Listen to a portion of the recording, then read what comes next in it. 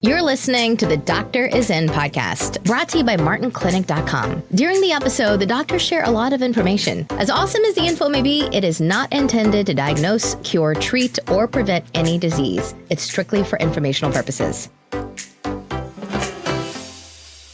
Maggie is wondering, how do we get to sleep a full night? That's a common question. As we've said before, and as we've written about numerous times, that is probably one of the biggest symptoms that people experience in life is insomnia. They either can't fall asleep, they can't stay asleep, or if they do manage to sleep through the night, they wake up exhausted. And that's a very common issue. Now, we call that a check engine light. And so the idea behind that is, I blame my dad, who he would blame his dad, who would blame his dad. But we come from a long line of non-auto mechanics. If my car doesn't start, that's where my knowledge ends. Don't know anything about cars. But we do know about the check engine light.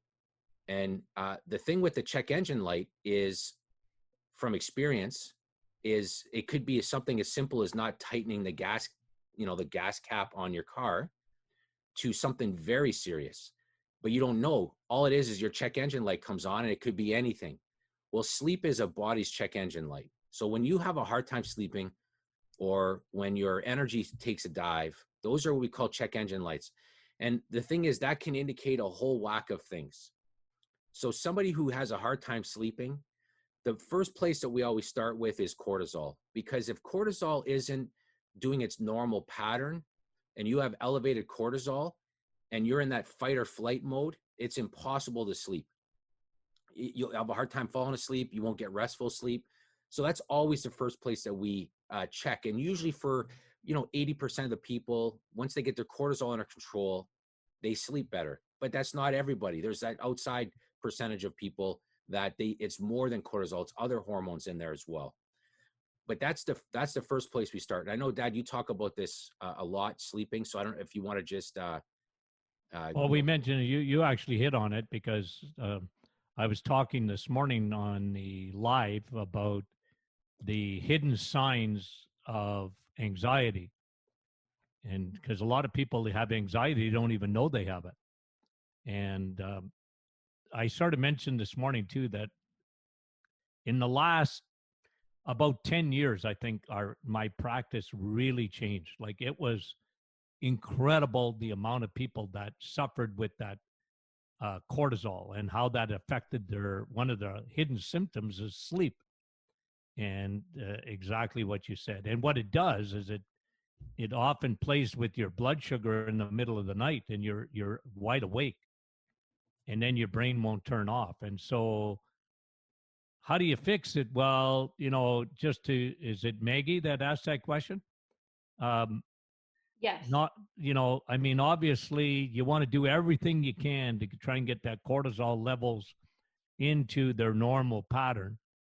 And, we love the cortisol formula, because there's nothing better on the planet, in my opinion, for that. I mean, it's just been incredible, the testimonies we have. But some people, they really, like one of the things that I found in terms of sleep too is, for some people, they've got to stop eating, because of insulin. And, sometimes they get a hidden, almost like digestive issue, nausea, whatever. And I tell people, look, stop eating. Try and stop eating around 5 o'clock, 6 o'clock at the latest. Don't have anything going on in your digestive tract. You know what I mean? And there's a lot of things, but I agree. The number one thing is cortisol, because that's the killer, as far as it's the killer for sleep, big time. And we always tell people, listen, there are some physical things that need to be done. Pitch black room, cooler room. People sleep better in a cooler room. Those kind of things, those are practical things that we have people do. And then some people need to turn off blue light just because it causes a phase delay in their circadian rhythm.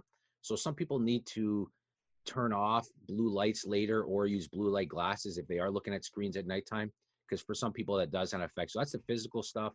And then from a nutritional standpoint, you want to keep insulin stabilized, low. And then from a supplement point of view, cortisol, magnesium is another good one as well. That helps with that. All right, Brandy. Donna is wondering, are soaked sprouted nuts better than raw? Soaked sprouted routes? Yeah, I mean, a lot has been written on that. A lot has been written on, does it pull away some of the stuff that's in them that causes problems for people? Again, this is one of those things that it can be better, yes, but it's one of those things again that it's not where I would start. I mean, it's an easy thing to do, but it's not where I would start. So the short answer, yeah, it can be for sure, especially for people that have ultra sensitive digestive systems. It can be, but if you're not doing it, I wouldn't honestly worry about it. I mean, like I said, I've read a lot of articles on it and the reasonings behind it. I personally, I don't get too worked up about it, but yeah, I mean, the short answer would be yes. And the thing is, usually if you have to do that, you got leaky gut. Yeah. You got a problem with leaky gut. So, like Tony Jr. was saying, fix that first. I mean, if you get by soaking them and it's better you can digest them. They don't seem to bother you as much. Good for that. Do it. But at the end of the day, just remember, you got a problem with leaky gut for sure. All right, go ahead, Brandy. Rosa has a question about the probiotics. She's wondering, do you take all 3 pills together, and do you take them at night or morning? What do you recommend? I like them first thing in the morning for me. And I like them when there's not a lot of food in the stomach. I mean, they're still going to work anyways. But if you take them with a meal, for example, they're going to, at the end of the day, we don't like probiotics generally to be stuck in the stomach for a long time, even though our capsules are enteric coated to get past. And they're soil-based, right? So they get through the pH of the stomach. Yeah, and soil-based probiotics, so they get through the gut, the stomach, I mean. But, I like them. I like them first thing in the morning. You can take them at night. I like them more on an empty stomach, meaning that I take them with peanut butter. Yeah, and so that's an excuse to have peanut butter. Our probiotics, I mean, again, because they are soil-based and they are pH a certain amount of pH resistant, so they don't tend to get all destroyed, or very little destroyed by the stomach. A lot of probiotics don't make it through the stomach acids. You got to be very careful how you do it. We just tell people, like my dad was saying, just to, like for me, I take all 3 at the same time, and I'll take it like a few minutes, 10 minutes before I eat. That's pretty much how I do it. I usually take my supplements. I usually take all my supplements lunchtime, typically, or sometimes dinner. I don't take them in the morning because if I am fasting, I take a lot of DHA. So then I just don't want to take it when I'm fasting for that purpose. But yeah, I take all 3 at the same time. But they work at any time. Yes. Yeah, for sure. A lot of people take them before bed. All right, go ahead, Brandy. I have a question about the bone broth. Will a heaping teaspoon of your vanilla or chocolate bone broth break my 16-hour intermittent fast? Mm-hmm. Yes. It will. Yeah. Because go ahead, Dad. Well, you're eating. Mm-hmm. So like bone broth can be used, and I often recommend it as a meal replacement because it's the best protein in the world. Yeah. And,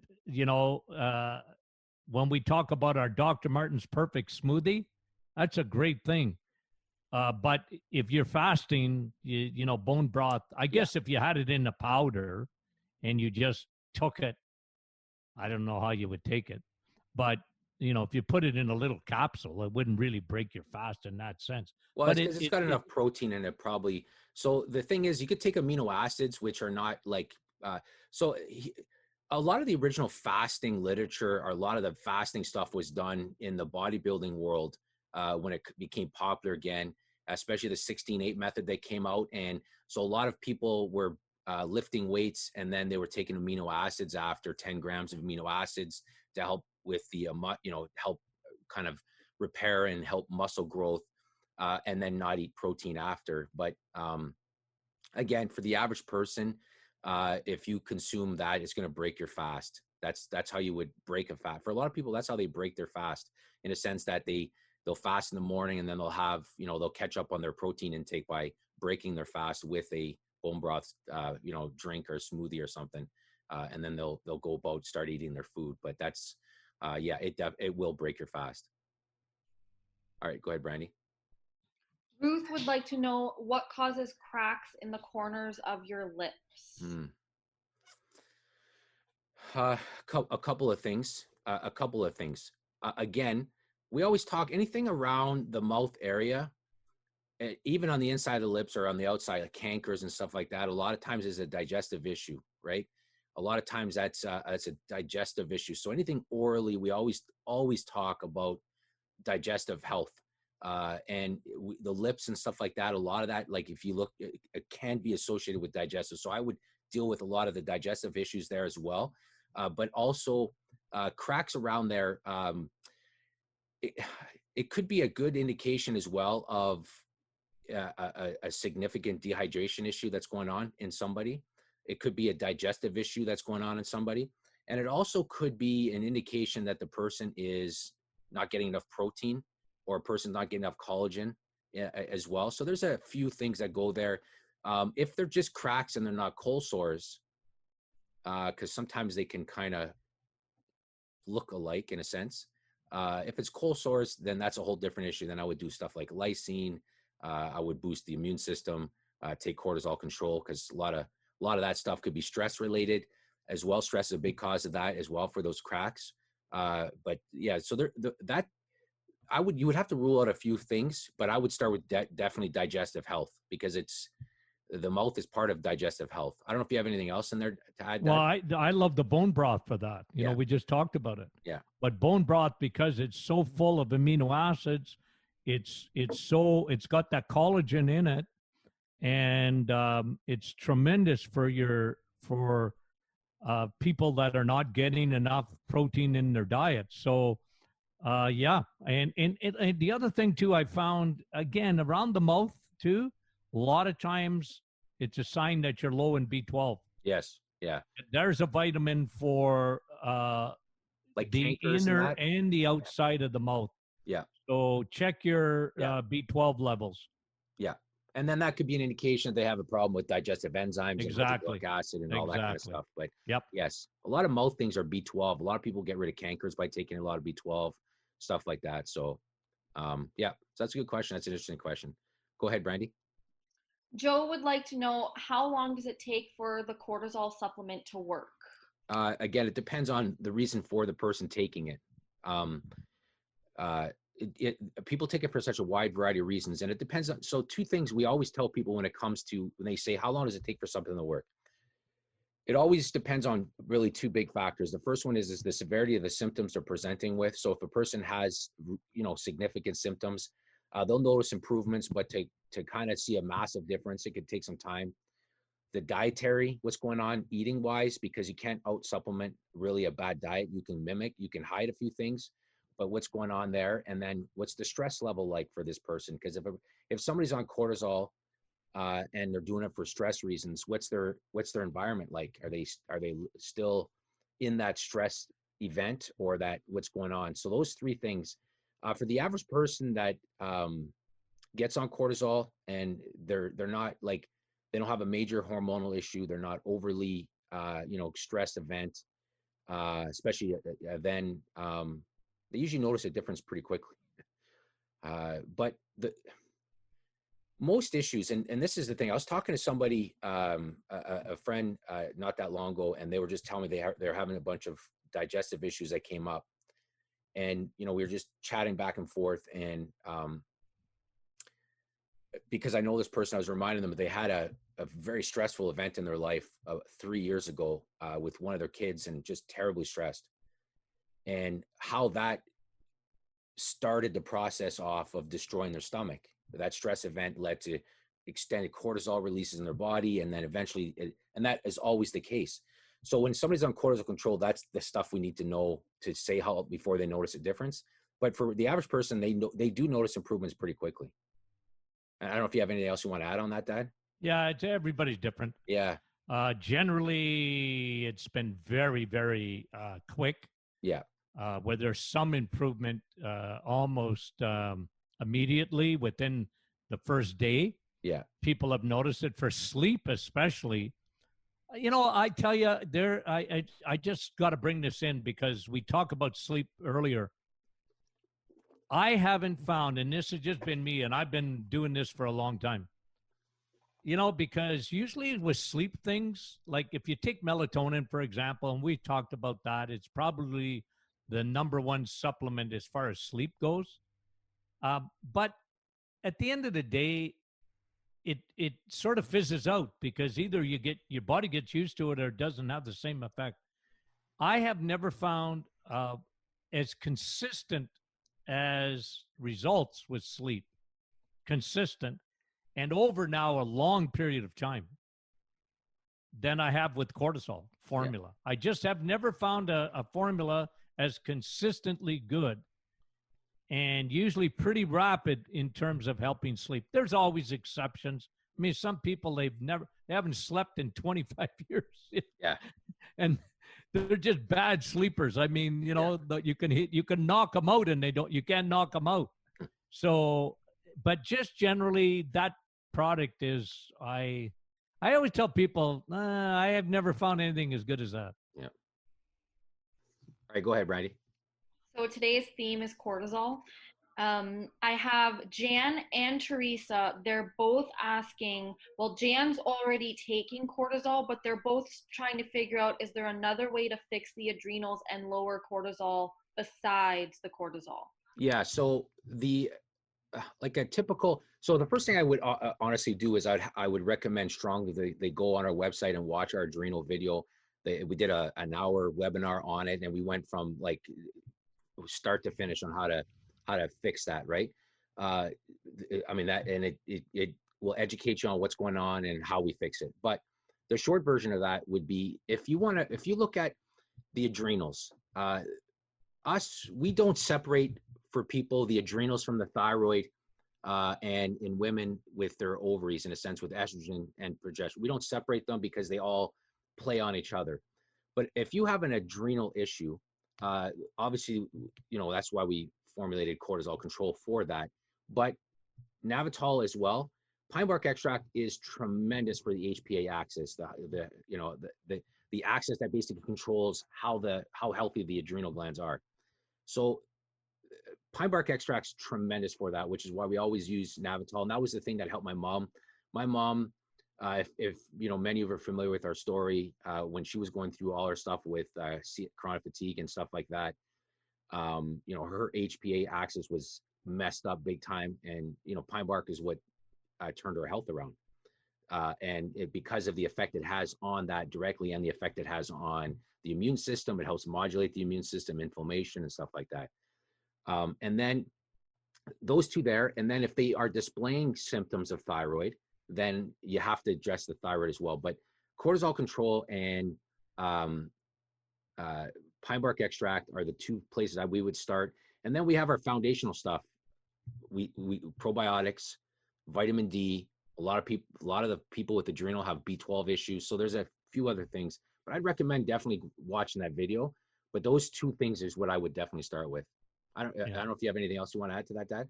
No, and maybe magnesium. A lot of times with adrenals, magnesium is helpful. They're usually low in magnesium. The thing I always look at, back in my clinic days, I was always looking for deficiencies, and they just generally were very low they always had leaky gut. It was amazing, the gut adrenal connection, but we go through that in the video.